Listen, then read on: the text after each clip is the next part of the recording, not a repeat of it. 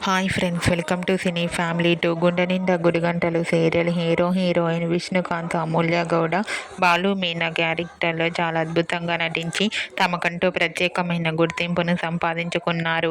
ఈ సీరియల్కి సంబంధించిన ప్రతి లేటెస్ట్ అప్డేట్స్ని ఎప్పటికప్పుడు షేర్ చేస్తూ ఉంటారు.